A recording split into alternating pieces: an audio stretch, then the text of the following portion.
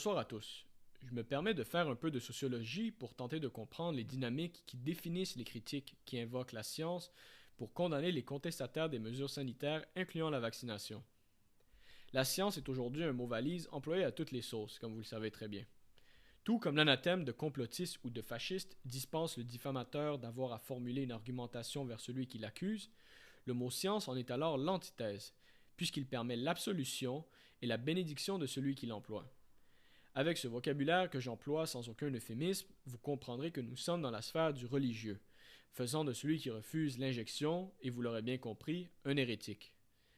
Décidément, venant d'individus qui se revendiquent de la modernité, eh bien, on constate que tout change pour que rien ne change. Je reviens à mon objectif initial, qui était de construire le profil sociologique du détracteur contre le refus de la vaccination. Permettez-moi de construire ce profil en opposition à l'individu qui remet en question le narratif pandémique.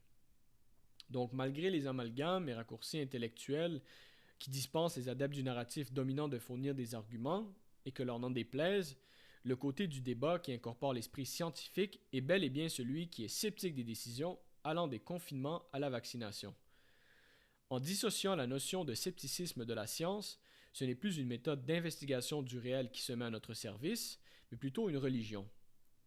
Lorsque la science s'érige en dogme, elle peut devenir un moyen de domination du monde très efficace en l'absence des religions traditionnelles. Toutefois, ce dont ce groupe de la population récalcitrante s'obstine à combattre est cette dissociation du bon sens et en l'occurrence de l'instinct nécessaire au juste équilibre de la pensée purement rationnelle.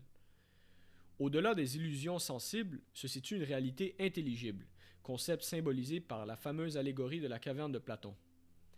Or, ce segment de la population qui adhère aux mesures gouvernementales, sans même en questionner les fondements, est pris en otage par ce monde sensible, en étant, entre autres, omnubilé par la satisfaction du plaisir immédiat, doublé d'une immense paresse intellectuelle. À l'ère de la consommation et de la marchandisation de tous les désirs, il s'est créé un véritable vide existentiel lors de la fermeture des commerces et lieux de divertissement pour une classe de la société définie par son matérialisme, et qui bien sûr tente d'atténuer ces névroses par de la consommation en tout genre.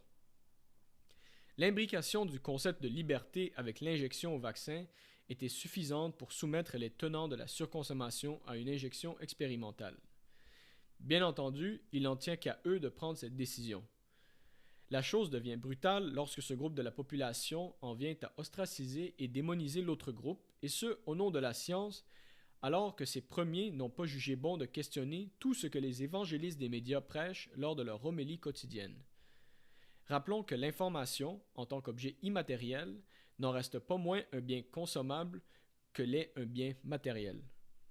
C'est un des grands problèmes de l'hyperconsommation, puisque cette inclinaison obscène pour l'opulence et la décadence n'est pas qu'exclusive aux biens et services que l'on consomme. Ce schéma se manifeste aussi dans nos relations sociales et à plus grande échelle dans nos relations publiques. Ce que le public désire est de consommer un produit fini, une opinion déjà réfléchie ou une pilule magique qui saura les libérer de la contrainte de la liberté. Cela ouvre grand la porte aux démagogues et technocrates agiles dans l'art du clientélisme politique, grand talon d'Achille de la démocratie, ainsi qu'aux propagandistes des médias qui n'ont qu'à livrer une opinion toute construite à un public qui aurait déjà délégué sa conscience et abandonné sa souveraineté. Comme pour s'affranchir de la responsabilité complémentaire à la liberté, cette classe, aussi victime de la surconsommation d'informations, diabolise ceux qui ont compris que la science doit se subordonner à l'instinct et non l'inverse. Je vous remercie.